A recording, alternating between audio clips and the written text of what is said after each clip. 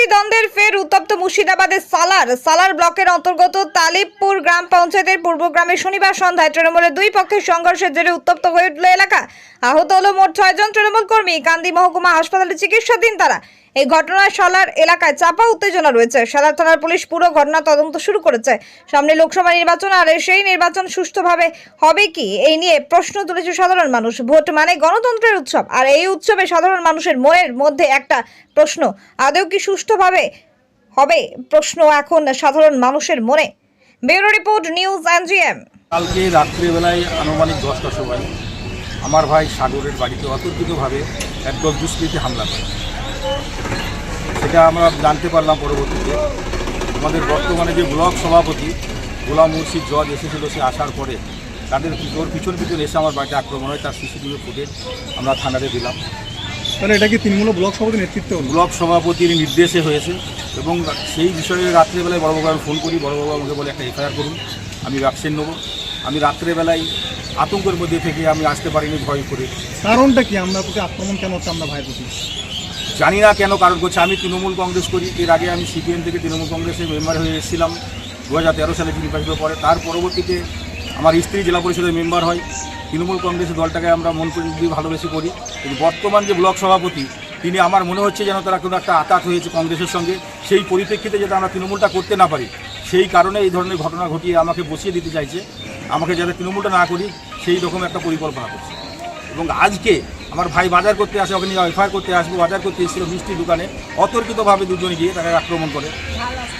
এই রবির নেতৃত্বে যারা আপনার তৃণমূলরাও পার্টি করে, তা আমাদের দোকান খোলা ছিল। তো ওরা কমসে কম 50 জন এসে হামলা করে আমার দোকানে।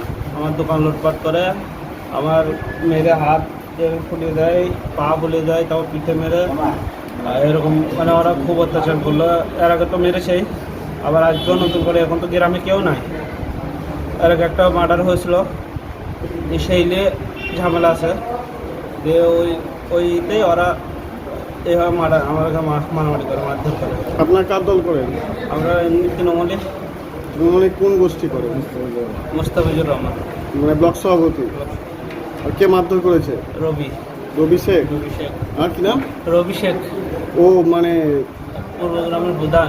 পূর্বগ্রামের প্রধান, মানে তালিবপুর অঞ্চলে। আচ্ছা, কেন মারধর কেন করলো? মারধর করছে ওরা জানে, সেটা ওরা জানে কেন মারধর করলো। সন্ধ্যাবেলা কি হয়েছিল? হ্যাঁ, আজকে কি হয়েছিল? কিচ্ছু হয়নি। হঠাৎ এসে ওরা দল বললি মারামারি শুরু করে। ওরা তো প্রচার করছিল। ওরা তৃণমূলের মিটিংয়ে যাওয়া বাহানা করে গোটা 7-8 জনকে আমরা এইভাবে কাম করে দেয়। আপনার কতজন আহত হয়েছে? গোটা 7-8 জন হবে। আমরা দোকানে ছিলাম, এসে এক ব্যাগ এসে আমাদের মারধর করতে লেগে। কারা মারধর করলো? রবির লোক এসে, জামশেদ, তুফান। কি কারণে আমাদের উপর মারধর করলো?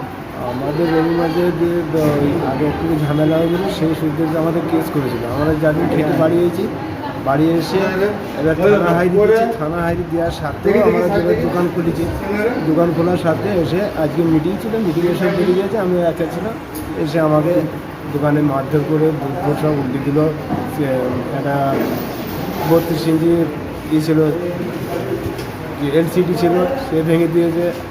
এটা কি কোনো পার্টিগত কোনো কিছু বিষয় নিয়ে ঝামেলা? পার্টিগত এবং সেই ওই পুরনো লিস্ট আছে, পার্টিগত পুরনো লিস্টের দিকে মেরেছে যে আমরা থানা থেকে এই যে মার খেয়েছে, সব এই যে জামিন নিয়ে গেছি। হ্যাঁ, এরকম করে আমাদেরকে যে মারধর করেছে। যে আমি তো দোকানের পেছনে আমার জায়গা ছিল, দরজা ছিল, আমি বেরিয়ে চলে গেলাম। আমাকে তাড়া করেছে একজনের বাড়িতে যে মেরেছে, সে বাড়িতে ঢুকতে গিয়ে যে গ্রিল লাগানো ছিল। তা আপনারাও তৃণমূল করেন, ওরাও তৃণমূল করে? হ্যাঁ, ওই তো বললাম যে গোষ্ঠীদ্বন্দ্ব। আপনারা কার দলের লোক? আমরা সুমনের লোক। আর আপনাকে যারা মারধর করেছে তারা কাদের লোক? ওরা রবির লোক।